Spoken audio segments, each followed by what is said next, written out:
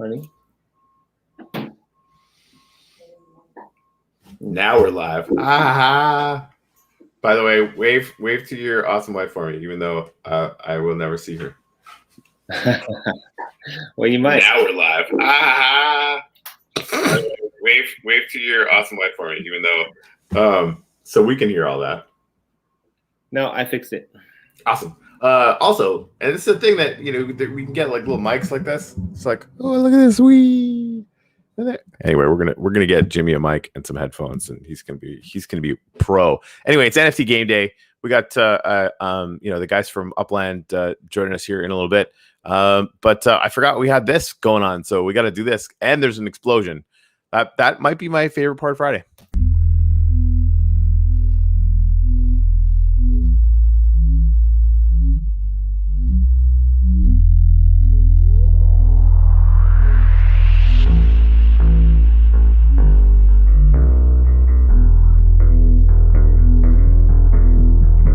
I'm not the bubble. I'm not the bubble. I'm not the bubble. I'm not the bubble. I'm not the bubble. I'm not the bubble.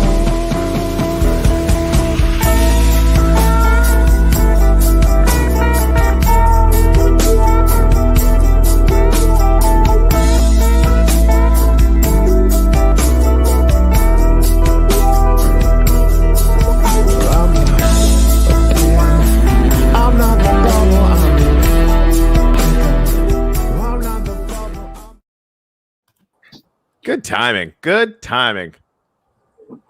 So, we got John Conner here from Upland. Yeah, he's we're getting rolling. We're live already because we started. I don't know where Upland is, but like that. I'm telling you, Upland from here isn't that green than these days. Pretty good. It looks pretty good. Anyway, we'll get that stuff here. While we wait for John, we actually have a kind of a cool little sponsor today. So I'm going to we're going to do like a kind of giveaway. We've got 3 cards to give away, 1 legendary and 2 rares. I think it's going to be kind of an original type of thing that we're going to do. And so if we can take a couple minutes to go over what that is. Thank you to our sponsor who has given us these cards to give away to the community. I'm going to share my screen here, Corey, and we'll show you guys what's going on.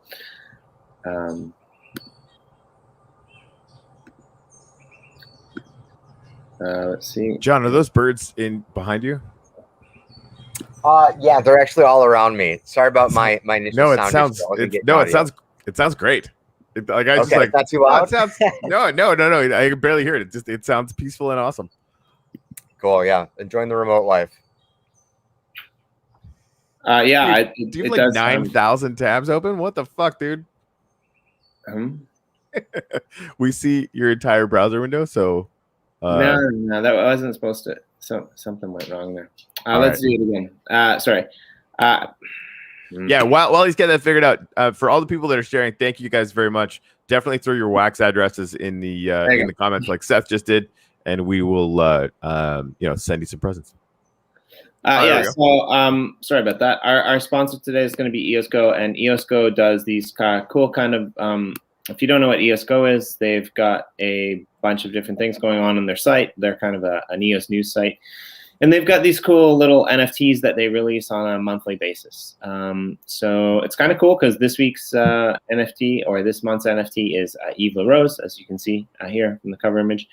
Last month is done, but basically what they do is they drop you 1 NFT, or you get 1 NFT of a varied rarity. There's 3 different rarities, and then you hold that NFT in your account, and there's a mathematical algorithm that calculates at the end of the week, essentially, what NFT you'll get based on that. Now, we don't know anything that comes after Yves LaRose. We have no idea of what happens. But there's a reward mechanism that you can check out on the page. I'm not going to go through it all because we got John Conner to get here on Upland. But there's some pretty decent, prizes for an NFT that you can get, and they also have a referral system.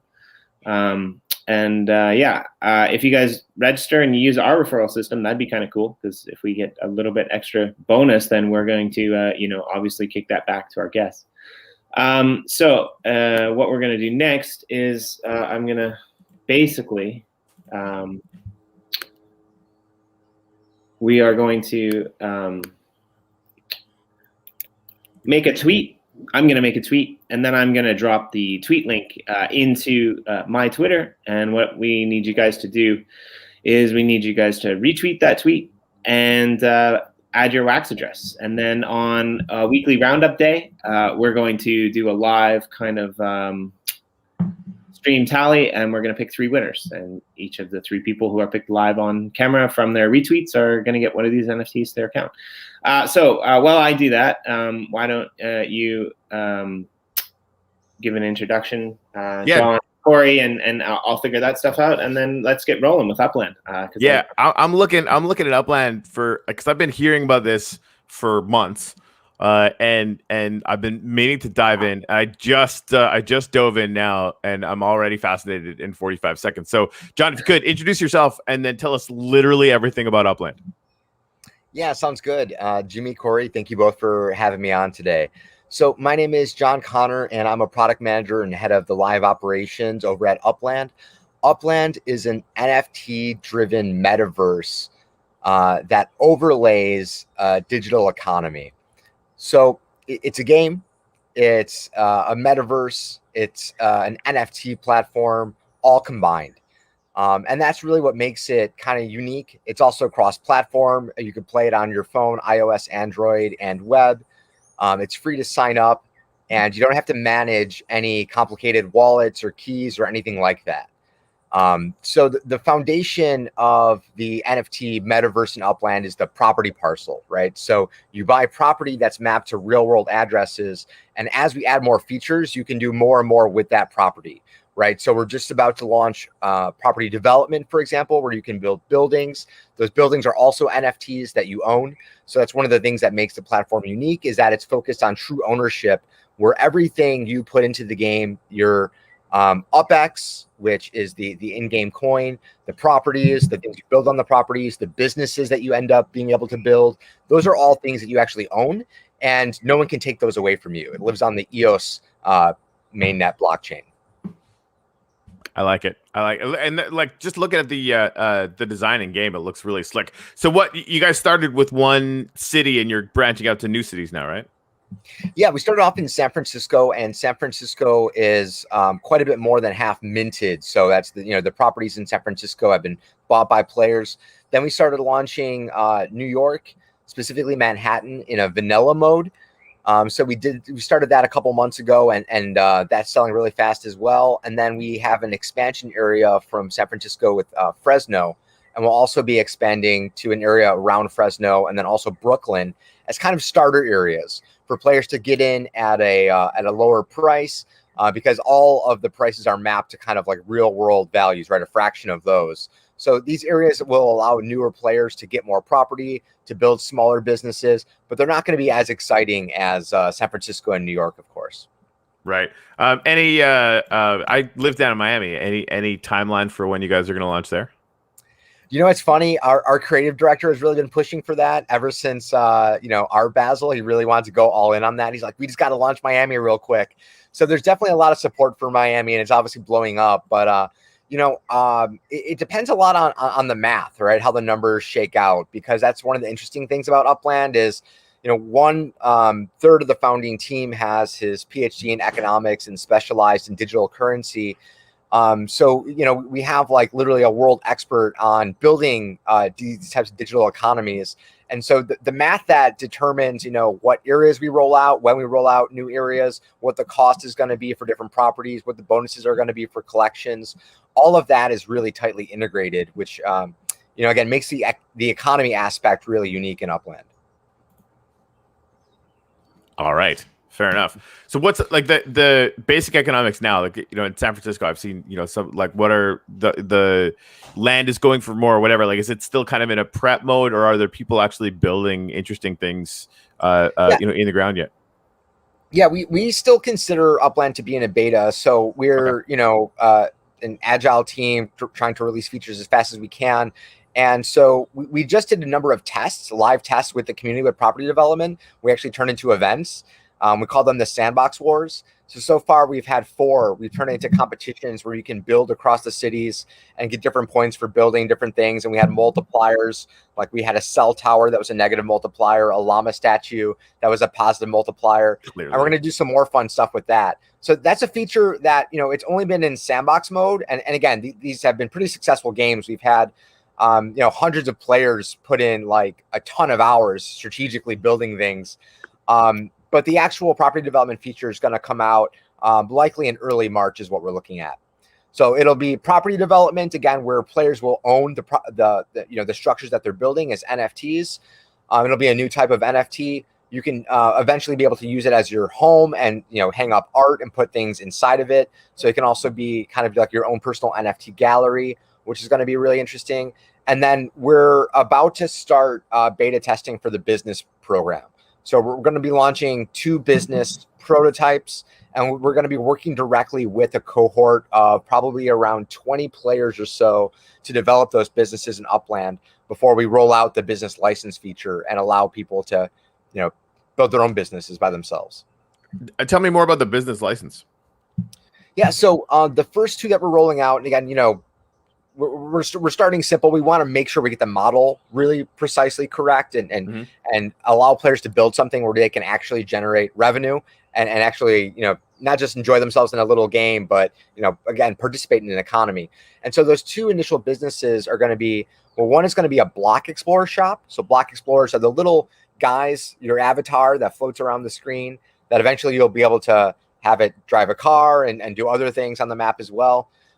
So that's a block explorer. So block explorer shops will eventually allow players to distribute the block explorers to get released. They can sell their own. They can create their own marketplaces for these things. And there are going to be NFTs as well. So that'll be pretty interesting. And then the other one, which is going to be quite a bit more involved, and I think more interesting to a lot of players at scale, is Decor Shops. So Decor Shops allow you to essentially design and sell 3D objects that end up going on the map on your property, right? So not houses, but anything smaller than a house, essentially like a structure that can go on your property. And those will also be modular and transferable to other players as well. So that'll be an NFT as well. It'll be 3D, and early on we'll be working with the players to kind of get the designs right and make sure that they can develop inventory that's really valuable to the community. How are you guys doing the designing and building? Like what like if I wanted to build a llama statue, like how would I go about doing that?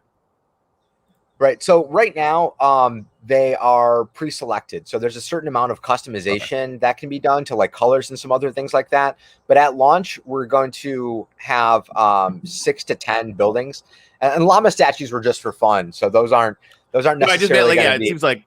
Right. No, I just I'm trying to understand the mechanics of like, okay, I want to build something and go in. So you're saying like it would basically just be pre-designed and maybe mix and match or something, or is there going to be like what's that creative process like?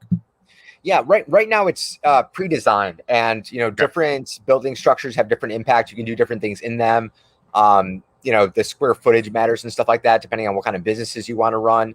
And then there's landmarks, which look like the real world property. So if you own a landmark property, when you build on it, it'll look like the real world property.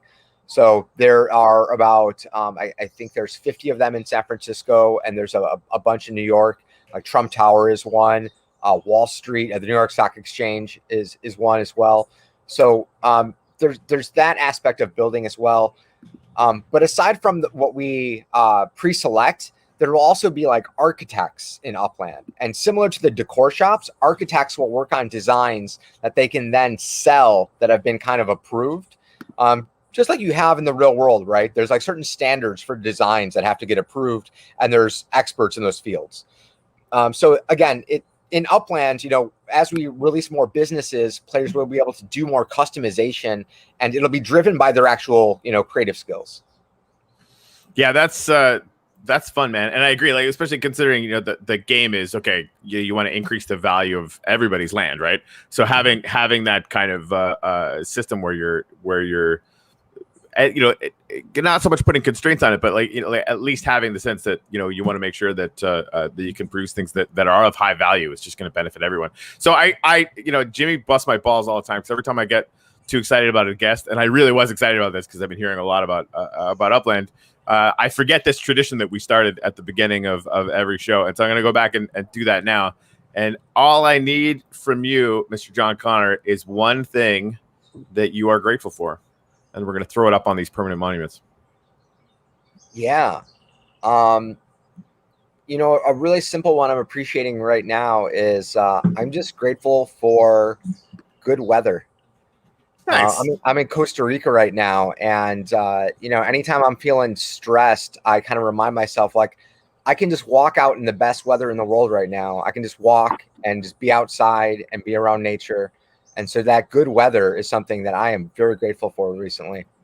Yeah, I was wondering where that was. It didn't look like it was stateside, but it looks like it's pretty gorgeous to be sitting outside. And it's funny because we had Luke Stokes on the show a few weeks back, and he was saying, one of his profile pictures was essentially that was his office where you're sitting. And I'm a big permaculture advocate for people who don't know what that is, but it's kind of big in Costa Rica, I know, as well. And it's basically like eco design. And my brother actually he lived in Belize, which is just around the corner from you guys, for a year, designing like a eco-friendly kind of resort.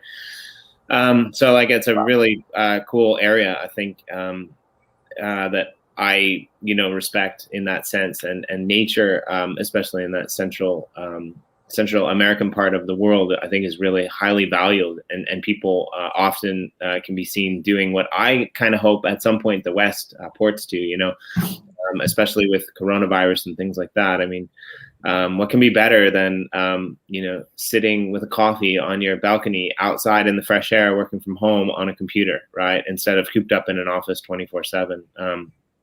So I think that's Costa Rica is awesome. Jimmy, do you have a gratitude this morning? And also, if anyone has any in the comments, I'll try and get one or two up from there as well. Yeah, I'm grateful for everyone's patience, actually. All right. Yeah. And so that, like, it's been a trying day for us, or for me, and sometimes new things are kind of weird. So in the private chat, Corey, there's a link to that tweet. Could you maybe try to post that? Because when I post it in the YouTube, it doesn't come up. It's for some reason blocked. I can. All right. So yeah, and hopefully this will work, guys. I do apologize for that. It'll be in the tweet, and then maybe we can put it on the screen, and people can tweet it out, and hopefully that one. Go there and tweet it out and get yourself a Yves LaRose Yves LaRose thing. So, and John, I was listening. I'm kind of excited about Upland. Upland is another one of those games that I never actually got into, and this is kind of happening with me a few times in the EO space, because I'm not a gamer. I don't have time to play games, but it's kind of a fun concept that Upland did, and I did a lot of research, and I actually wrote a few articles about it as well on various social platforms, or put it into various social platforms. And it's one of those ones that it's kind of like, I'll get into it one day. Hopefully it's not too late. But I guess we had someone on the show last Friday, and Recurrier, and he was talking about Upland and how there's like the 3 cities and stuff like that. And I've been following you guys on Medium. There's a link below in our post that has the Medium article, and you guys have got like so much stuff going on. You had the Sandbox Wars. You had I thought what was interesting was kind of the landmark series, where you had people come in and build these landmarks that later got turned into kind of like community owned landmark plots and stuff like that. So I was just wondering, like, because Corey asked about like the buildings and stuff, like the prefab stuff, but there is a lot of like new artistic and kind of like competitions that seem to be happening in the Upland worlds. If you guys have anything that's going on now or just recently that was exciting, do you want to maybe give us an overview of that? Yeah, definitely. So, I'll connect something that's kind of early stage to something that we're going to be launching that I think is pretty interesting. So in terms of creative community events, we have a lot of like artistic events where there's like creative competitions to design different things, but we just started doing NFT artist spotlights. So the first one was on Stephen Tompkins, who's a world-renowned artist. He's in several museums, including in San Francisco. And he just started kind of making it big in the NFT space on Super Rare. So we made 3 custom block explorers, and we auctioned them off with 3 pieces of his art. And now we're starting to do more features. And we're doing this in preparation for a feature called the NFT Portal. So it's going to allow you to take NFTs from other platforms and pull them into Upland and use them in Upland as well. And so we're having these little community events and highlighting artists that are going to be some of like the first artists whose work is going to be pulled into Upland. So you guys started out actually by pulling a bunch of the crypto kitties in already, right? Yeah, exactly. That was one of our most successful collaborations actually, and that was really early on for us. That was like last July, we had a Crypto Kitties retirement party where players could retire their Crypto Kitty to Kitty Island, just north of San Francisco in Upland. Yeah, so that was interesting. That was kind of like a proof of concept, right? And it was fun and playful, but that was a little bit more of a hype project, right? But it was a proof of concept to be able to pull in these NFTs and just kind of the way we set up a mechanism that it worked for Crypto Kitties. So we're going to do it for this Blockchain Heroes collaboration with Wax. We're going to start with the Wax blockchain, and then we'll move to integrating NFTs that live on ETH from Super Rare and Rareable. And so, yeah, we'll continue to do artist spotlights, both artists that are internal to our community and then artists that are succeeding in the NFT space and want to get more involved in Upland. So it's kind of a two-way thing where we're trying to close the bridge of that space because the NFT art space is popping off right now, but it's still kind of finding its way and trying to figure out like what do you do with these art pieces, right? Given that everyone's online right now. So we're trying to provide a really interesting answer for that, and by plugging that art marketplace that already exists into Upland. Again, kind of allowing you to put it up in your home or run art galleries and sell art in the metaverse itself. So those are some kind of community feature hybrid things that we're really excited about. It's just to bring more art into Upland and to help the NFT art space capitalize more on what's going on there. Yeah. So I think originally, sorry, I lost my train of thought there. Where are we? What's happening right now? I forget. I'm literally like I'm in sorry. Upland buying shit up right now. So it's like. To talk about yourselves.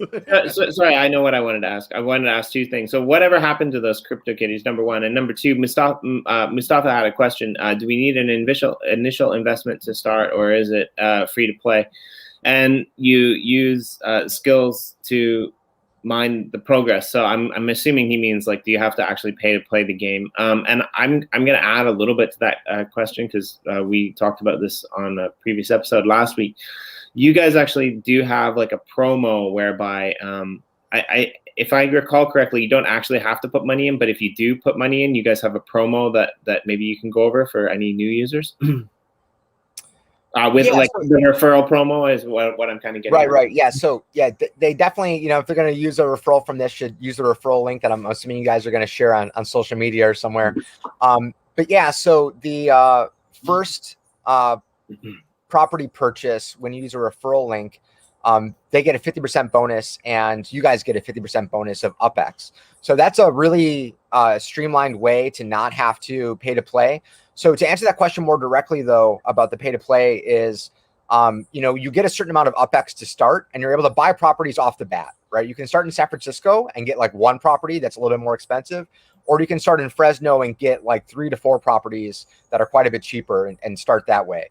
And again, these are NFTs. You own these properties, right? So, you still need to earn more UpX or put more UpX in to become an Upland citizen. And that unlocks more things like being able to sell the properties and things like that.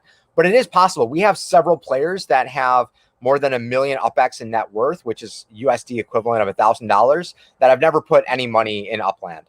They just learned to play the games really well.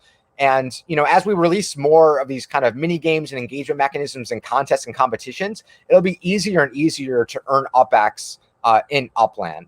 And, the UpX is pretty much pegged to the dollar, 1,000 to 1. And so the UpX is a token that lives on EOS only. Yeah, it's not on any exchanges. It's just an in-game utility token. Okay, so how does okay, that makes sense. So how does the money come into and leave the game? I think if I recall correctly, this is one of the things that Upland did that was kind of smart, is they've actually internalized the whole thing. And I would say like there's probably a lot of people that don't even realize that Upland is running on EOS.io technology. Like when I first learned about it, and that's kind of smart in this day and age where you get all of this EOS FUD in a way, like to kind of distance yourself from that. But like, can you just kind of explain the relationship between, what's on chain and what's not on chain, and how the tokenomics of the UPX, the UpX token, and the real world value that you can get from playing the game comes in? Yeah. So I'll definitely try to tackle as much of that as I can. Let me know with any follow-ups if I miss something. But, the first part, Corey, you kind of mentioned that, or I guess both of you guys mentioned that you didn't like get in early or anything like that.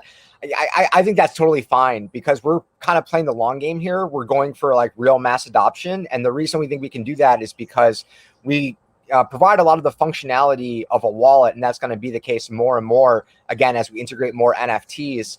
But we don't make you have to, log in with MetaMask or do all of this complicated key management or anything like that, right? So it feels like you're just playing a game, right? You go through an onboarding, and the onboarding will get better and better, especially as we add more features and, gather more data.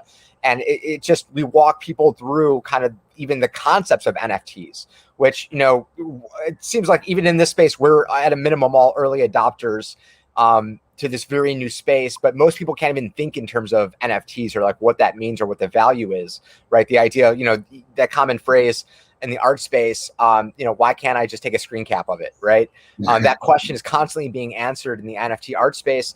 And so, Upland provides a very easy onboarding to the value of NFTs and the idea that you actually own these things in this game. And so in terms of what's written on the EOS blockchain, so every property that you buy, every transaction, so even if you send your Explorer to someone else's property, there's a send fee, right? And they get something from that, right? So that ensures that everything is moving the economy, even at a basic level of, the characters moving around the screen, right? As they send from one property to another. And they can do that for various reasons. It could be a competition. They could be doing a treasure hunt. They could be checking out different properties, and buildings, eventually businesses. So that will all incur rights to the blockchain, right? Because those are all financial transactions. So all the movement, the major visits, every NFT, the NFT exchanges, right? So when you sell one property to another player, these things are all written to the blockchain and are thus immutable. So ownership and all the economic activity is written really. So yeah, and I think this is a really important point, right? Like I said, Upland wasn't necessarily, to my knowledge, I remember reaching out to Dirk, who I think is the founder. You're the co-founder of that as well, right? I'm not one of the co-founders, but okay. Dirk, Manny, and Edon.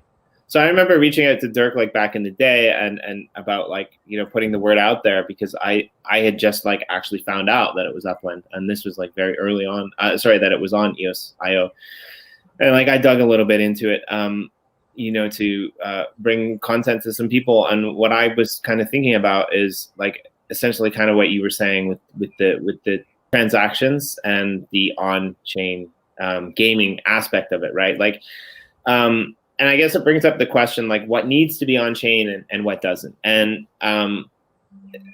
depending upon, the game that you choose to play, there's not very many blockchains that can handle that number of transactions from that number of people, right? So, I guess that's part of the benefit of EOS.io technology and being on the EOS blockchain, is that you can actually, have a system whereby all of these transactions by all of these users is scalable, right? And it doesn't cost you a fortune in terms of, like, I'm sure you guys are renting resources. I'm sure you don't have that much stake, but it doesn't cost you like a fortune in terms of like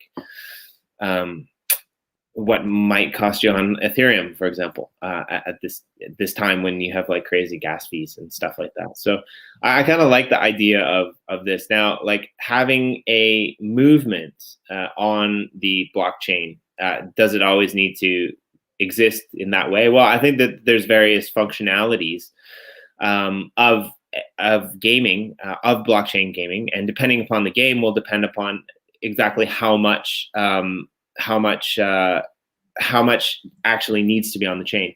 And so I guess what I'm asking then is, like, there must be some functionality to the reason. I think I know what it is, but just it's better if you clarify that. There must be some functionality to the reason that every single movement happens on chain. Is there like a reward-based structure to the actual user for time spent in game or actions utilized in game that provides some sort of value or statistical value to the end user, and how does that how does having every action on chain equate to a better gaming or a better reward experience, I guess? Yeah, definitely. And that I may have emphasized the wrong aspect when I said movement, because that's just a phrase that we use a lot in Upland. Because we're making so many changes to how movement works around the map. Like I mentioned earlier, we're adding cars. We added trains and planes this past year to get to the other cities. So those are all movement concepts. You know, the status quo movement is you float around the screen, right? And so to take control of it, a basic thing you can do is you can send your block explorer to a given property, and you pay whatever the send fee is that property owner has set within a range. You know, they're allowed to set send fees. And so the reason that the movement's on the blockchain is because there's transactions, right? And again, part of why this is interesting is because, you know, tying these sends to these tiny economic transactions ensures that at a baseline, just getting movement in the platform, just things that cause movement, cause economic movement as well. So it causes economic activity. And it means that, you know, you can get properties, sit there, and then people will, for various reasons, end up visiting those properties. And they'll give you like little fees, right? So it's not going to be a substantial amount, but part of it is a gamification thing, and part of it is providing just this really, really thin base layer to the entire economy that anybody can participate in, just via the fact that they own something, right? They own something, and so they're able to collect some fees in the Upland economy. So that's really what that movement on the blockchain is about. It's about the transactions being on the blockchain and movement being tied to transactions in the economy. Yeah, and so if I recall correctly, when Upland like expanded, they moved from San Francisco and they built out in New York. Then of course the airport had to go in, and I think like all of the people who owned properties along that airport stretch, like the way to get from the center of the town out to the airport, every time somebody went there, they got like a small microtransaction because they owned the property on that route. Is that correct? Or they had to go through that route, something like that? Yeah. Right now it's not a go through. It's like you own the property itself. So yeah, there was a big rush to get airport terminals, right? And so we had to divvy them up, and players, you know, put a lot of effort into getting those terminals. But it is a similar thing for like train stations. So with the train station, you don't actually have to own the station. Someone can enter via a property right next to the station, and get the send fee there. So you just have to be within certain ranges when you do a send. And that like allows you to discover the functionality of property and structures, you know, in that area. So yeah, there's benefits to, you know, having property in high economic areas. You know, just the airports and the train terminals are early examples of that. And so different players can set the send fees at different rates. So if your send fee is too high, no one's going to transact through your area. And if the send fee is too low, then you're probably, well, it doesn't sound like it could be too low really, except that you're not going to make as much money. But yeah, like yeah. I'm assuming that's part of the gamification as well. So Corey, are you in the game now? Yeah. So there's one other thing I want to go over, but like, do you want to maybe pull it up so people can? I'm doing it right now. And so the other thing I wanted to go over was about putting money in, because there seems to be something that I was told that I just kind of want to verify. Is that bird sitting on your balcony? Is that a cat? There's a cat. Yeah. Okay. I wasn't sure if it was a bird, a cat, or a puma. Like I thought, I'm like, maybe It's a friendly neighbor cat that has adopted us while we work here. Comes and hangs out. So when you put money into the game, I thought Recurrier said when you put money into the game, the first time you put money into the game, there's some sort of like bonus structure that exists. Like if you put $1,000 in, then the first time you put money into the game, you get some kind of bonus. Is that correct? Yeah. So that's for the referral. Yeah. So if they use a referral link, and again, I'm recommending that everyone use your referral link here. There's a 50% bonus on the first purchase that goes both ways to the and the referral. Yeah. Okay, I see how that works then. I understand. So the referral link Corey put in the comments of this video, probably right after the show, because we did have some issues with the Twitter promo as well. We're gonna drop both of those. Links in the video comments below. I don't want to do it now because I'm going to end up like canceling the video feed and blowing up the computer and stuff, So do you want to give us a walkthrough of where are you, Corey? Are you in Fresno? I'm in Fresno. I'm in Fresno buying up whatever, because they have the fair start thing or whatever, so that noobs like me can actually come in and buy territory. And so and legit, like, I don't know what I'm doing, but I actually just went and bought some land. This is my dude, like, wandering around aimlessly, like you do. Hey, did you buy your land like 5 hours away from any other people that are in the game? I just saw some land, so I bought it. I'm an idiot. Like, that's what I do. I was like, look, I should just buy stuff, and I did. There's an inside joke there, John. We are in the process of playing a. We have an Uplift Alliance in the Prospectors Boomtown, and we brought some people in from the show and introduced them to the game. And Corey got up one morning and he decided he was just going to buy land. So he walked for like 5 hours in the game out to like where no one existed, and then he bought land. So like it takes 5 hours for us to like get out to our land, and it's great. So that's whatever, man. Okay, so I got 10,000 UPX. John, what the hell should I do with it? Like, what would you do with it if you were starting out and you're like, okay, what do I do? Yeah, so a lot of players do start off in Fresno. I like San Francisco a little bit more. I think it's going to appreciate a lot faster. Okay. So I would take a train with 10,000 UpX. You could probably get 2 properties. Someone will hook you up.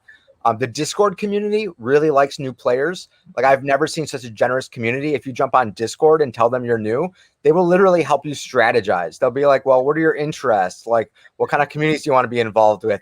It's wild. Like, we didn't make any of this stuff up. They just started doing it. But our Discord is like super self-organizing support, and they will pull you into a different community. So you can take a train actually to San Francisco from Fresno, and then you can buy property there. But you can also get more property in Fresno. So what you started off doing isn't the worst idea. Just buy a piece of property. Yeah, there's nothing wrong with doing that. But yeah, right now we don't have any events going on. We'll have a couple of events going on later today, some challenges. And then we're actually going to have, you mentioned FSA, the Fair Start Act, an FSA sandbox party next Saturday, where you're going to be able to build robots on the map in some funky colors. And so it's a competitive event, actually, that's going to be focused entirely on Uplanders. So Uplanders are newer players, right? Players that have hit 10,000 UpX. So the point of this game is that, one, it's going to be fun. You're going to be able to build robots that are really interesting, 3D robots all over the map. But 2, we want senior players to help the newer players succeed. And so they'll have a little bit of this temporary resource we call Spud. So use Spud to build things. And the older players will be able to build llamas to help the newer players build robots and win this event. So it's essentially, you build the robots that get you the most points in 24 hours, and you win the competition, and you'll be able to win UpX as an Uplander. So just so you know, that's probably gonna be the most interesting thing you could be doing as a new player. Next Saturday, we're gonna have that event. right. So every weekend we put out that sounds really cool actually, but just before I forget, every weekend we put up a weekly roundup post, and we basically go over what we did on this show, and we add a little bit of notes to what we covered that wasn't necessarily in the show. So if you wouldn't mind, John, could you at some point, between now and the weekend, send maybe some good links that we might not have. For example, the Discord channel, because I know like a lot of people are a little bit freaked out about Discord sometimes. So if we could have those links, we can drop them in the post. And some of like your events, like I'm assuming that your events are mostly posted on Medium, but you might have other areas or tutorials, or even people in the community, like you said, that are really helpful, that have made tutorials that you want to like shout out, and we can put all of that in that roundup post, so people can kind of verify that through us and through you as well. Yeah, absolutely. That sounds great, and I really appreciate that suggestion. That'll make it really easy for us to get the best information out there. Yeah, the Discord is huge. It's a really active community. It has its own online events and everything. In fact, it's been so strong that there's 2 fan servers in addition to our official server, and one of the fan servers is going to be running an event in Upland. Like, we're actually going to be setting up the infrastructure, but they're providing all the content next week, called the Upland Nights movie tour, where they're going to be doing trivia and everything about locations that have had famous movies filmed there in San Francisco. So it's just an example. There's a lot of reasons to check out the Discord. We also, announce all the events on Twitter. And then if you sign up, you'll get emails about all the upcoming events as well. So, we do recommend people, even if you're not going to be a hardcore gamer. I'm not a gamer personally. I'm a crypto person and a tech person more so. But, signing up for Upland, getting some property, just so you can have these NFTs, own them, and then see what's going on with the community, right? You'll hear about things that might resonate with you. It might be the art stuff. It might be the film stuff. It might be the 3D building. It might be the competitions and the actual game aspect. But, there's so much going on that if you're just in the flow of information, you'll find some things that'll, resonate with you and will pull you into the Upland metaverse. Yeah, that's awesome. One thing I wanted to, and I'm gonna have to take lessons from some nerds about Discord, because I just suck at it. And nerds, just for anyone who doesn't know this, every time I say nerd, it's like saying wizard. I think nerds are the best people on the face of the earth, and I am only a nerd in training.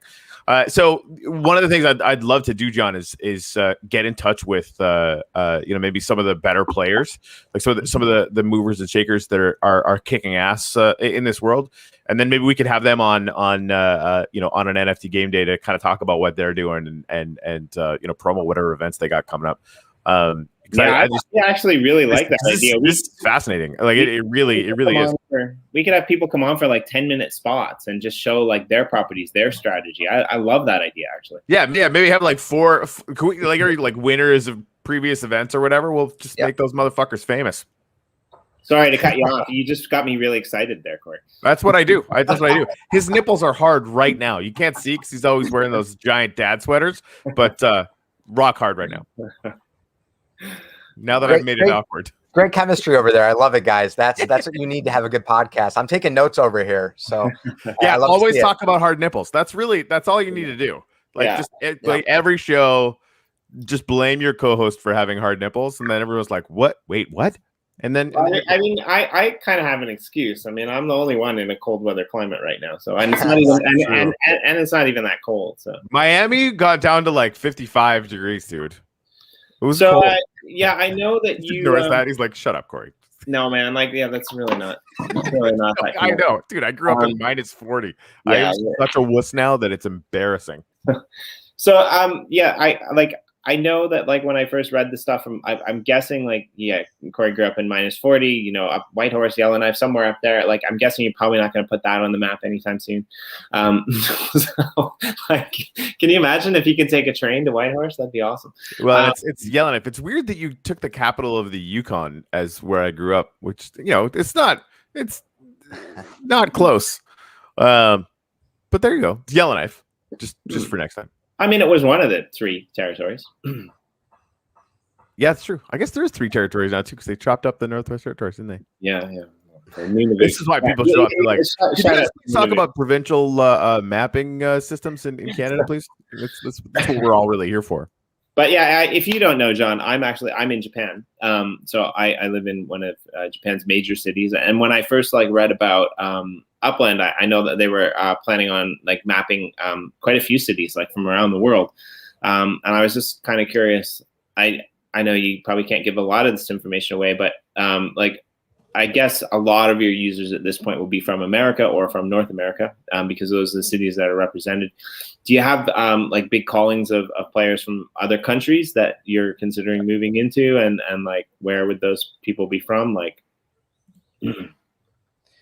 Yeah. Honestly, it's kind of been following blockchain trends. So we're pretty big in Europe, especially Germany. In our Discord, we have a couple different language channels as well. We're starting to grow in Latin America, but Southeast Asia, we're pretty big there as well. Really? And we just got to 7,000 daily active users, so much higher on monthly active, but the daily active is what got us really excited a couple weeks ago. So we continue to grow, and part of where we're getting players, it depends on where we target, right? Because we're holding off on our marketing right now. We're not doing a ton of heavy spending on the marketing because, again, we're in beta, right? So we've got a solid user base right now. We're one of the biggest blockchain-based games in the world, especially when you look at the volume of transactions that are going on in the platform. But yeah, when we target certain areas, we're able to get players from those areas onto the platform. So we're really excited about wrapping up a couple features and being able to really scale that. And I think we're going to focus heavily, obviously, on North America. That's our bread and butter right now because of the map. But then Europe, again, specifically Germany, and then certain areas of Southeast Asia. Hong Kong has been a popular one, and players really want to see Hong Kong as a city. But so that's commenting on some demographic stuff. But and India, of course, as well. We just did a couple campaigns in India and saw a huge spike in traction there. But which cities we're going to open up, I really can't say too much about that right now. Of we're course. on concretizing the areas that are currently open.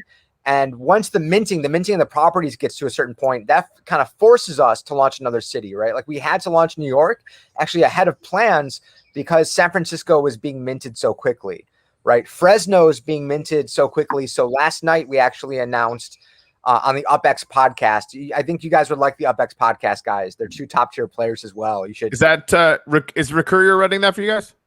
No, he does come on there sometimes though. Okay. He's part of the UCN as well, the Upland Contributor Network. So they're both part of the UCN. Got it. But okay. The Upland podcast is Thank Me Later and Too Stupid to Win. They're really fun, interesting guys, especially when they get into the game theory and stuff. But sorry, anyway, going back to the cities, it's going to depend on our momentum in minting, how much player acquisition we do. Because again, if we scale faster, then we'll see more cities open faster. And then, again, it comes down to the math being right? So the proper prices, the size of the city, and then, the demographics having a match to our community as well. I'm not actually such a big fan of Tokyo myself personally, but I would imagine that if you guys made a Tokyo, Japanese people can be really nationalistic in a way. Sometimes it's good, sometimes it's bad. I mean, coronavirus times, it's going to be good because everyone kind of thinks about other people and wears masks and stuff like that. So in terms of if you opened up Tokyo, man, I guarantee you would have 3/4 of the population who hates Tokyo that would still be playing that game, trying to buy Ginza, Akihabara, all of these crazy anime studio types of stuff. So I think and it's the similar thing with Sydney, right? If you guys open up a city like Sydney, you'd probably get all of Australia in there in a day, right? I really like the concept behind opening up various cities and trying to scale smallly and slowly and I think it's really cool. we definitely should get Thank Me Later and who else did you say? Too Stupid to Win is his co-host. Yeah, let's just start with them. We'll get them on, and yeah, because I'm probably gonna go in and listen to some of their stuff because that just sounds fun. Yeah, we'll try to put that in as well. And maybe you can address this comment on the screen about the visa, because I'm not quite sure about that either. Yeah, so I don't see, oh, I see it right there. I lost my property because visa expired. Yeah. So, yeah, you're a visitor until you become an Uplander. So when you first join Upland, you're a visitor and you can buy properties, but you have to renew your visa. If you don't renew your visa, then the properties get flushed back into the economy and you're able to start over again. So you have to keep renewing your visa until you get to 10,000 UpX and you become an Uplander. And so you're essentially an Upland citizen. You think about it in those terms, you have citizens' rights, you can own property, etc. Okay. Yeah, so I actually went in and for our account, Jimmy, for our show account, I just bought some UpX, and then it basically just like after I got over the 10,000, so I just went through this, just to let people know. I just went through this. So I got over 10,000. And then right off the bat, it's like, you can I clicked on the renew your visa thing and it just, you throw your phone number in there and then boom, you're done. So it's like it especially, like, working with Kurt on Chirp, we had huge problems with spammers early on. The second we turned the rewards channels on for all the different channels that, different projects that were working, Telos, whatever. And we had, long conversations about how to mitigate that, which we ultimately figured out. But Upland actually came up a lot. Like just throwing the phone numbers in, the way that you guys created the systems around that are really good. So that part to me is kind of fascinating as well, as far as trying to figure out how to make it work with free accounts and still giving people a benefit for setting them up. Sorry, go ahead. I was gonna say that part is tricky as well too, to be honest, because we have this concept called Alcatraz in Upland, and so if you violate the TOS, you can get sent to Alcatraz. You get a sentence, and there's ways you can get out of Alcatraz, like if you are multi-accounting, and we see that you're funneling property right for the sign-up bonus or something like that. So you can get sent both those accounts sent to Alcatraz. One of them can get out, but you might have to like burn the properties from the blockchain or something like that and send them back into the economy. So again, we don't take things away from players because this is true ownership. But there are rules. If you're going to participate in the economy, you do need to abide by certain rules, just like in the real world. Otherwise, there are consequences. So Alcatraz is one of our solutions to that. And then obviously, yeah, we take multi-accounting and other security aspects really seriously because, the blockchain space cares about these things. They obviously want the capacity for anonymity, but we also don't want spam. We don't want fake accounts, and we need trust in a trustless network, right? That's the community side of things. And again, that's why the Discord is so interesting, is because, they focus a lot on trust with making these trades. Collection swapping happens in Upland to get the collection bonuses. And you have to build relationships with players and kind of, have rapport in order for them to trust, putting their assets into your hands and assuming you're going to return them, for example. Can you tell me what does that mean? What is collection swapping? Yeah, so there are collections in Upland. There's properties that belong to different collections that offer a multiplier on their returns. So what you get earnings from a property when you own a property, right? Every 3 hours is a small amount of earnings. The bigger the property, the more the earnings, right? Based off of its mint price. And so if you put certain properties into collections that they qualify for, like the Painted Ladies, for example, is a rare collection in San Francisco. The San Franciscan is the most basic collection. It's own one building or I think it's own two properties in San Francisco, right? And you have the San Franciscan collection. So you get an UpX bonus one time, and then you also get a multiplier on the earnings from that. And so players want collections, especially more rare collections. Like we just did a Skyline collection in New York. There's a Wall Street collection in New York that's rare as well. And so players will trade collections to get these bonuses and to show that, they got the chip for completing it. So it's another gamified aspect that has underlying economic impact.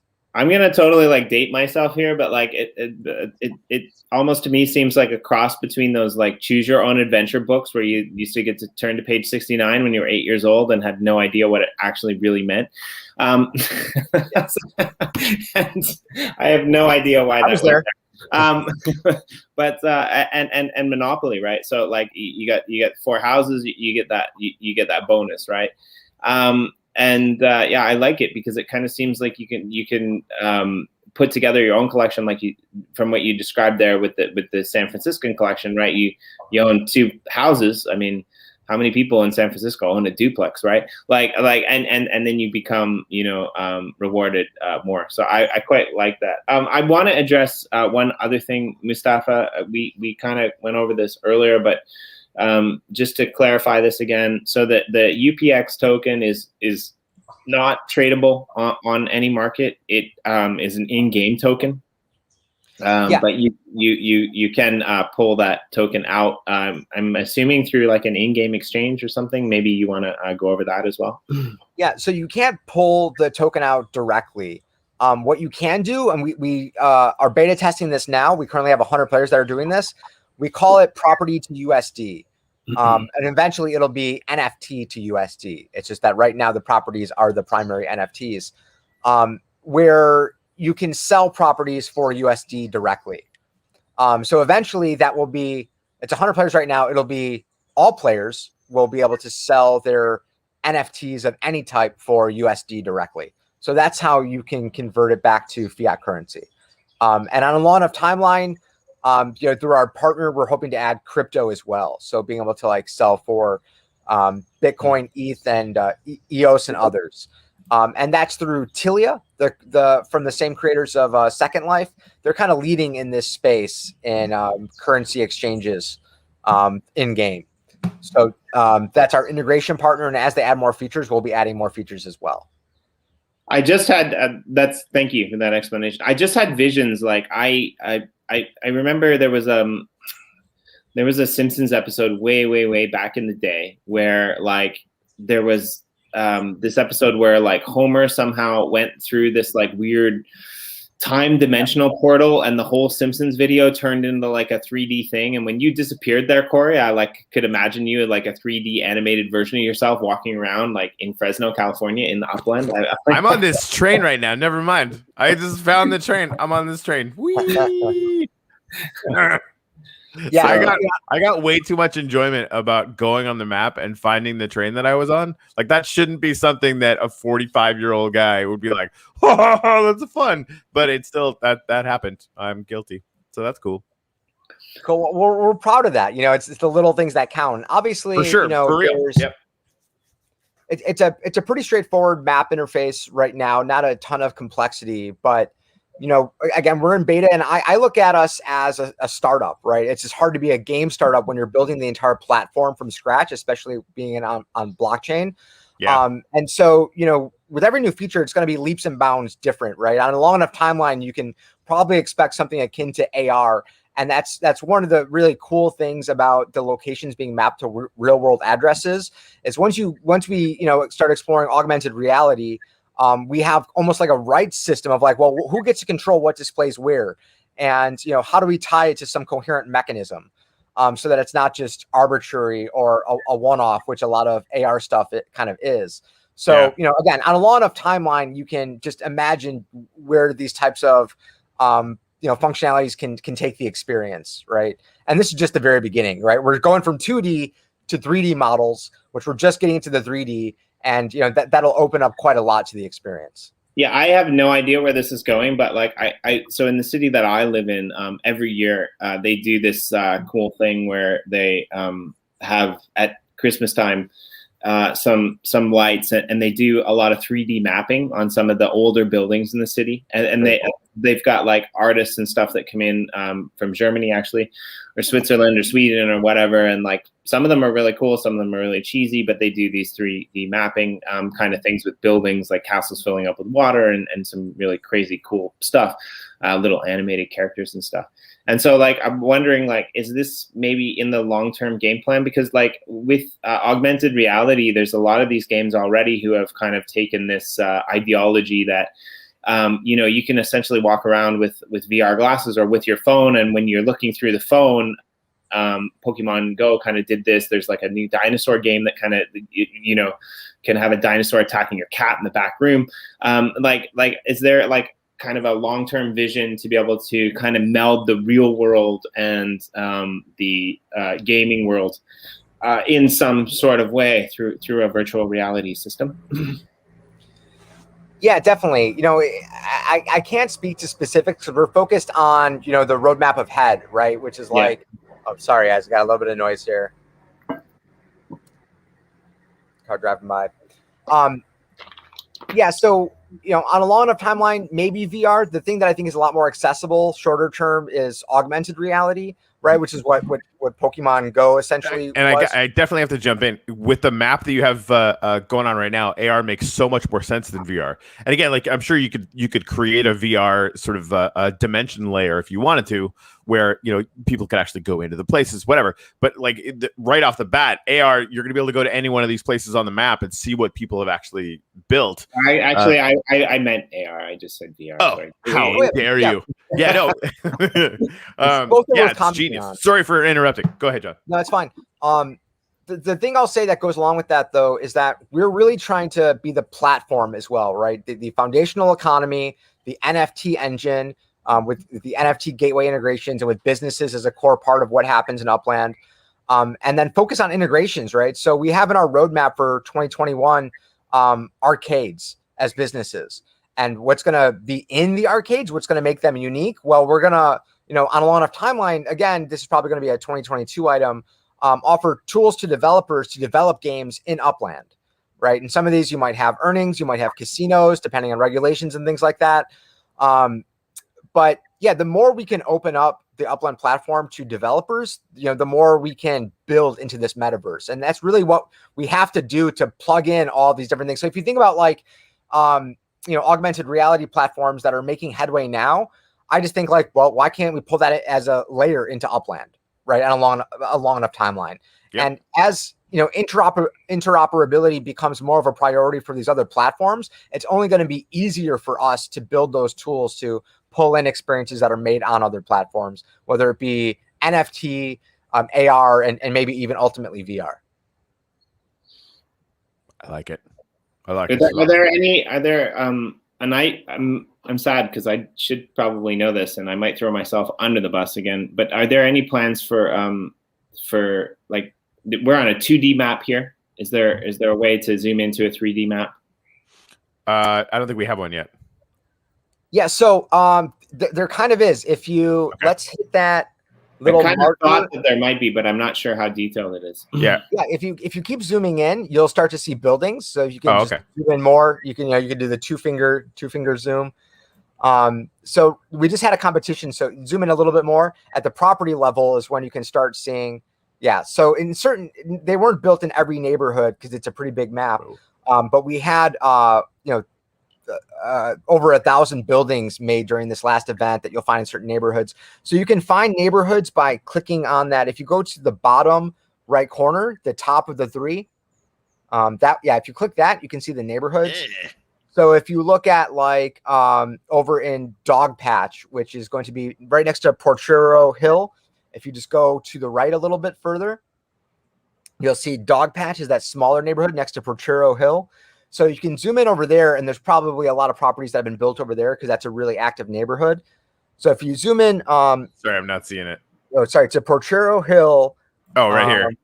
Right next to it. To the right, to the right is Dog Patch. Yeah, it's a smaller neighborhood. So if you zoom in there, you'll be able to see some buildings. Is that where all those dudes like broke in? Yeah, look at that. There we go. Houses with skateboards and use their pools as like skateboarding parks? Is that like Dogtown? Dogtown. Yeah. This is different. This is an industrial neighborhood that I think is hipsterizing in San Francisco. It's also where the Hells Angels compound is. So this is just a top angle. If you hold shift, you can use the keys to change your view. So if you hold shift and then go up and down. Whoa. Yeah. Okay. If you get out of the zoom view, you can hold shift if you're on your computer and hit up and down. Yeah. Hit up and down. So that's left and right. Up and down should allow you to change your view perspective. Yeah. Okay. So this has a more of a like car navigation type of 3D feel to it, right? Oh, cool. Yeah. I like it. That's very cool. And so, yeah, I thought I saw something about like landmarks. And so I guess this is where the landmarks viewing, the landmarks viewing would be more, tailored towards aesthetics in that sense, right? Yeah. And these buildings, these are really basic. This is just for the sandbox events.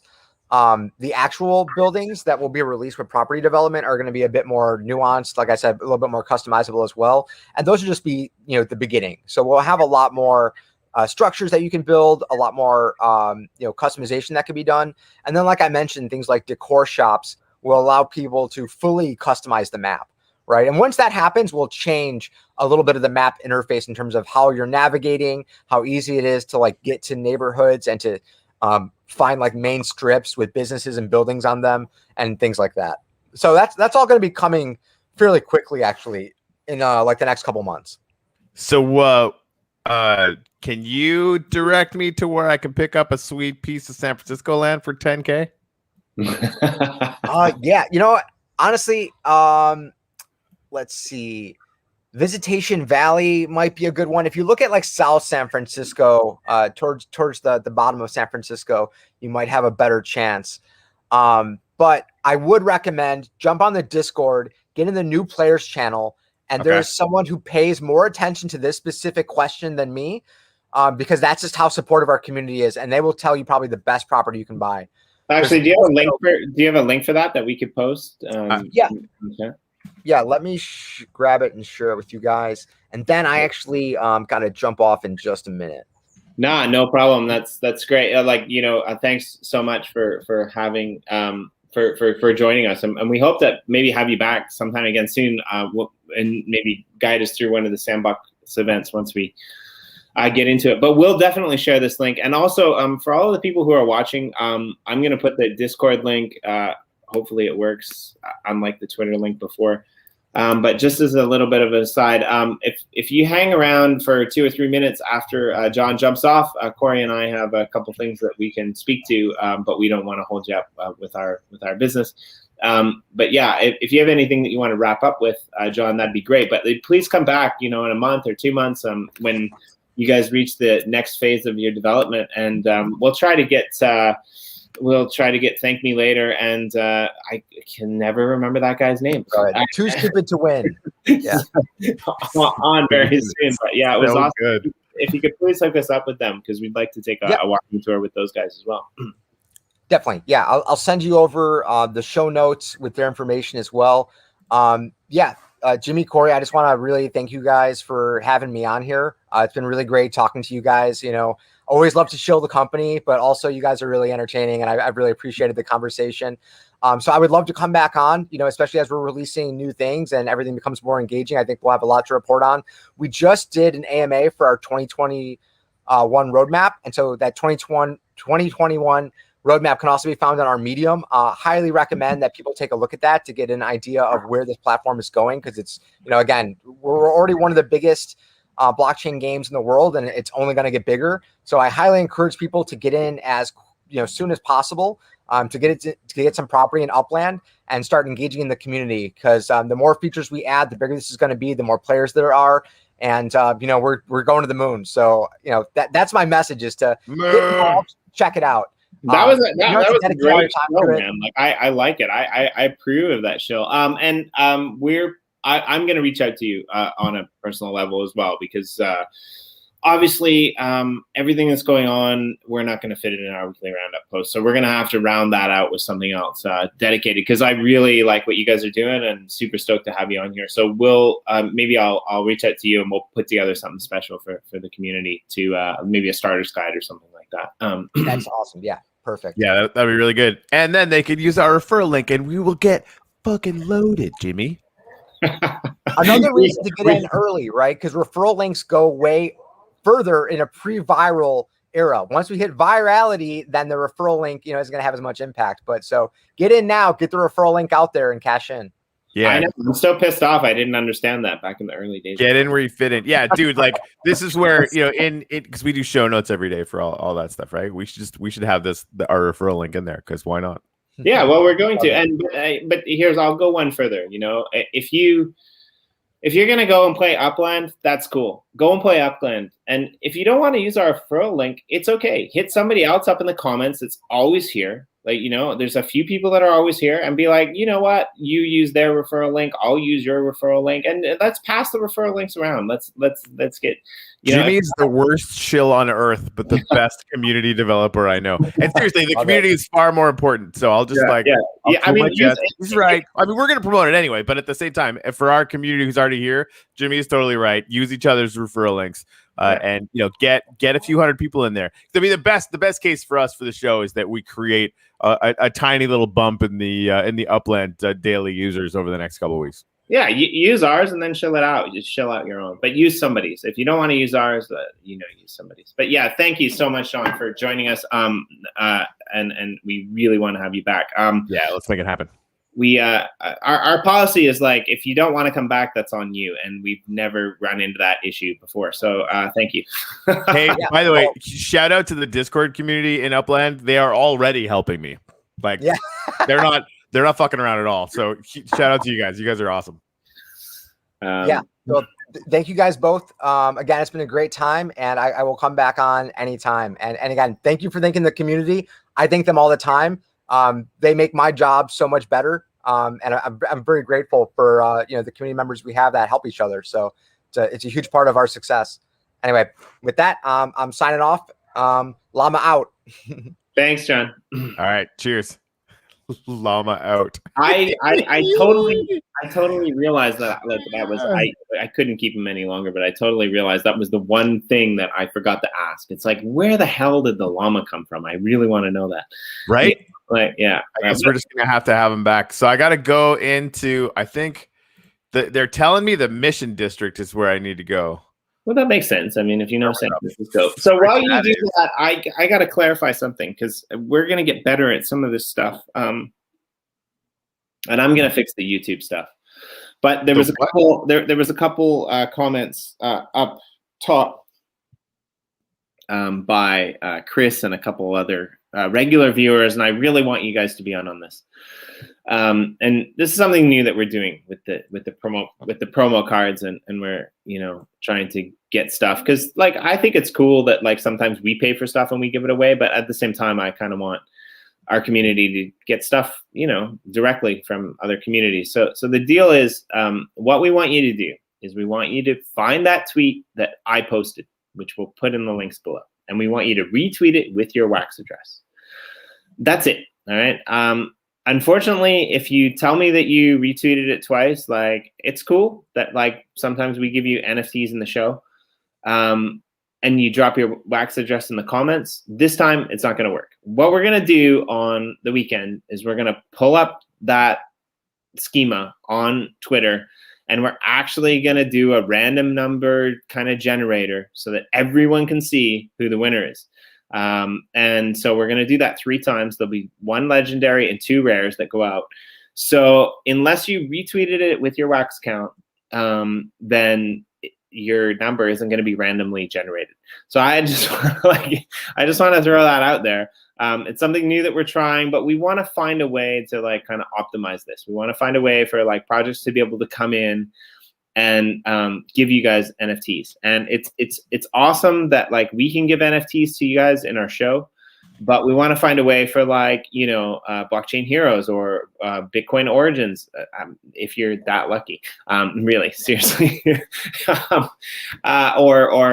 Garbage Pail Kids, all of these projects, we want to find a way like on NFT Game Day for them to be able to come in and give back like to the community who's here and supports us every week. So we might change this. We're just getting started with this whole kind of random generation type of thing. But if you want to be eligible for this NFT, because this isn't coming from us, this is coming from EOSGO, you need to retweet that comment and put your wax address. And that's the only way to be eligible for this one. Other ones you can be eligible for, but for this one, retweet.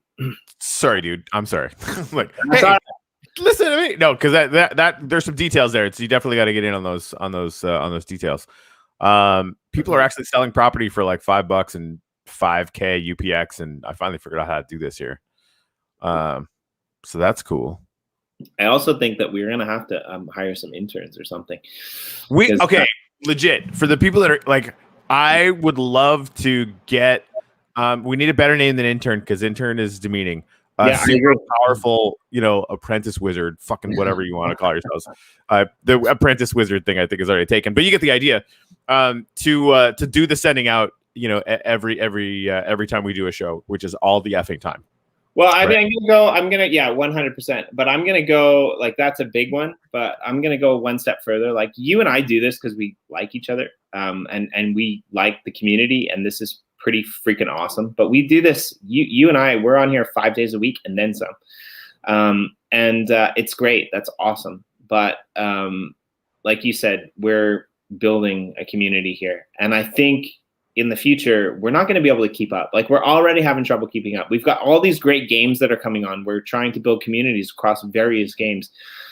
We don't have time to moderate this. Like how many games are we in right now, right? Like obviously we're deep in the Uplift because, we know people. And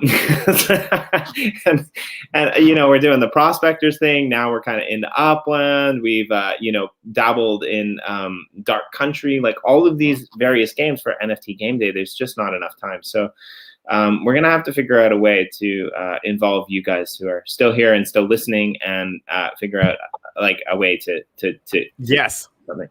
Like to your point, like a full on, like somebody who is a degenerate gamer.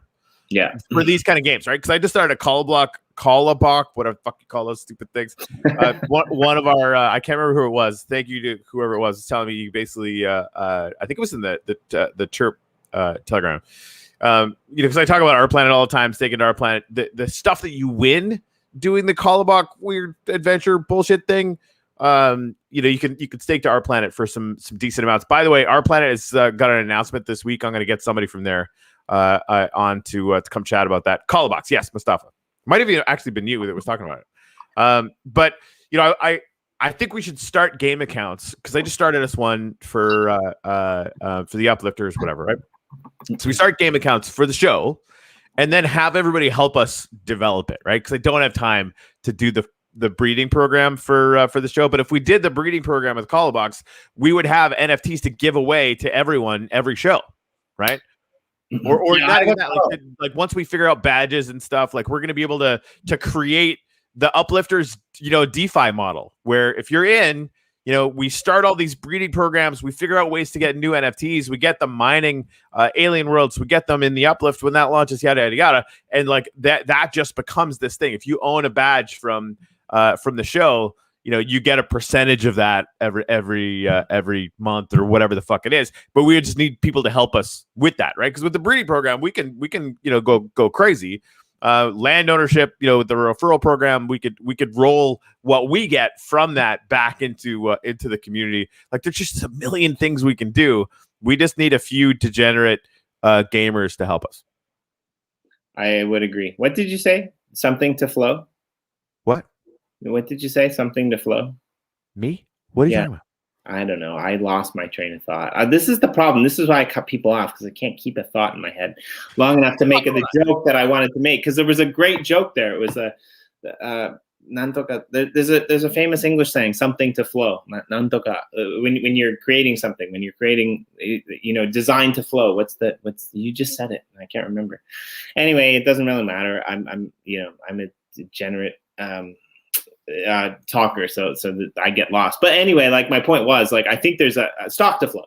So there's like this weird like stock to flow model that we could potentially do. We could change the paradigm, right? Like why not have a bunch of gamers who are in our community that can combine and have maximum impact that could be rewarded. I mean, we are in the NFT space, and the NFT space, John said, is often misunderstood. But I think part of the reason that it's misunderstood is because there are no kind of walls that like close us in. Like the possibility when you look at NFTs and what the power that they have to do, the ability to like reward users who hold various NFTs in their accounts in a variety across a variety of platforms. I mean, we heard John say that eventually they're going to integrate NFTs. We've got our planet integrating NFTs. I mean, yep. Yeah, seriously, we need Our Planet on again. I got to talk to Bonds and Roman because they're going to have some stuff going on pretty soon. Who's next week on NFT Game Day? I don't think we've confirmed anyone yet. I have people on a waiting list. So we should definitely put those guys in next week. We can go over this. We're going to do a weekly roundup, but next week we've got some cool people on. Oh no, we're booked next week on Friday. We got M Blue on. Good. For the new release, the new Uplift art. Speaking of which, you want to make sure you have your collector's editions. If you have any collector's editions staked to Our Planet for Uplift art, get them out. Hold those in your wallet because they use the collector's editions as the sort of genesis blocks for the drops of goodness that M Blue does. So I was actually going through my Our Planet this morning, pulling those out. And they've got community drops. You might want to go to uplift.art today. If you haven't signed up for the drops of goodness, you just throw your email address in there and they send them out. Their community crates going out. There are community crates now that went out for free that won't sell for less than $100. It's fucked up, but it is what it is. Yeah, I've got a couple that I'm not even. Hey, do we have a wax address for the? We do, right? For EOSIO update. Do you know what it is?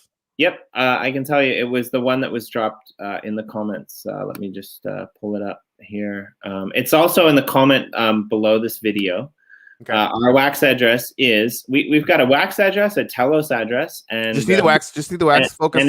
I'm focusing. I'm just letting the people know. We got a wax address, a Telos address, and the EOS address. Our wax address is 5ssqy.wam. 5ssqy.wam. 5ssqy.wam. Yeah, and so I think the other thing that we should say too is like right now most of the shit that we get we give away. So if any of you awesome NFT really cool guys out there in the thing, you want to give something to the community that watches, you want to give back to the community, send us an NFT with a memo. And say, we want to give this away on your show, and we'll give it away. We'll figure out a way to give it away. And I have a better idea because I have stuff to give away, right? And we want to do call blocks. We want to, anybody that wants to help us set that up, we'll figure that out. Maybe we'll set up like a specific account so that we can add a bunch of people to it for game management. But here's what I want to do over the weekend. Send us whatever presents you want to send us, and we'll promote it all weekend, Jimmy. Okay. And on Monday, we start an auction for Uplift Donate. Ooh. That is for the entire package. I like it. Right? And it's like 100% of it goes to Uplift Donate, which of course is for anyone who doesn't know, that's our the school mission that M Blue and I started, and that a bunch of other people have joined in on. That is just, it fills me full of the warm and fuzzies because it's really awesome. We're building, we raised one of the first NFT drops we did together, M Blue and I and the rest of the Uplift art team. We raised about $27,000 to send food to Haitian kids. They're still trying to repair their economy, and it's nowhere near done from all the national disasters that they've been going through. And he's in contact with this organization that has built a couple of schools, and so we decided, what's the stretch goal that we could do for 2021? And we were like, if we raise $450,000, we can actually build them a whole new fucking school. Which they were hoping to be able to do sometime this year. So that's our goal, right? And so I think it'd be really, really cool just to send us whatever presents you want, just leftover NFTs you have, or awesome stuff if you want, or extra color box if you want, whatever. And we'll make a big, huge. And I'm gonna send a bunch to this as well. Make a big, huge prize package, and then we auction off that bundle. If you're not familiar with what's going on, essentially, Uplift Art was kind of born out of Uplift Nation, which kind of, ported for a better kind of economic model.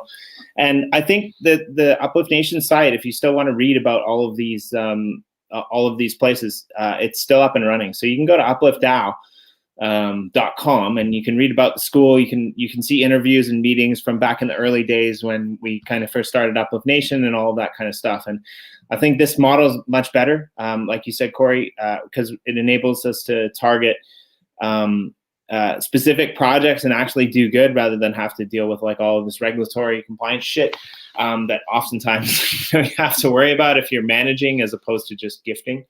But I love that idea. I think it's really awesome. Katsumoto, you said provide us with your ADI. So the address for the wax count is in the video YouTube link below.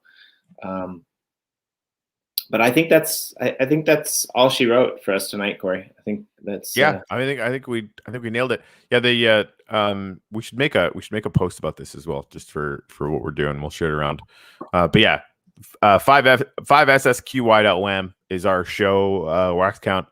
Send whatever NFTs you want, and with whatever note you want. We're gonna bundle them all together, show them all off. So if you want to promote. If you know anybody that wants to promote their projects, it's a great way for us to do that too, because we're going to be talking about all the NFTs that are in the package. All next week, we're just going to host an auction where we show off those NFTs, and whoever has the highest bid by Friday, NFT Game Day, gets all of the NFTs. Just make sure that if you send it to Lori and you tag me on Twitter, so I make sure that Corey sends it to where it needs to go instead of hoarding it for himself. That's a good idea, because I will. Oh. What? Yeah, I think that's game, set, and match, mate. That was great. We'll see you guys on the weekly roundup, which we don't have a time. We just show up whenever we do, and if you're there, that's awesome. But hey, I just want to say, okay, I every once in a while when we get into this stuff, I sort of kind of have some feels like people are sending stuff already. You guys are fucking fantastic. Like, it is just the people that have been, for whatever reason, the people that join us. Like, we do this every day, right? And you're here all the time. You're sharing this stuff out, and obviously we're sending out little NFT presents and stuff like that. Like, just we're really lucky to have you guys as fans right now. And so I just want to say thanks. I'm really grateful for all of you guys. And one more thing, Crypto Chris, go back to that tweet it again with your wax count, because I really want you in that draw. And I know that you might not have done it correctly. So please do it again. Sahara said, so what if one is not on Twitter? Like, well, I don't know. This is where do we start another effing Telegram account? No, so we can, but if you're not on Twitter for this one, I'm really sorry, because this is kind of a sponsored event. Yeah, I can't really do anything about that. Yeah. This is kind of how we decided to do it. So yeah, it really sucks, Sahar Ali. But I do understand why people aren't on Twitter. For our stuff, I think you make a good point. We're going to have to come up with a better way. And I know Corey oftentimes in the show, he says, tweet out our link to whatever channels that you're on, and we send you some NFTs from our show. But for this one, unfortunately, no. And it's going to be a random number generator, so there's only going to be 3 people that get it anyway. So, I mean, if we got 100 people, then I'm not saying don't tweet it out. I'm just saying it's not a big loss. But we will try to figure out a better system, I think, in the future. All right. Okay, cool. I got a bunch more thoughts, but we could talk about them any other day, because we do this every day of the week almost. So, fuck it. This is where I say goodbye. Say goodbye, Jimmy. Don't say goodbye. Just end the stream.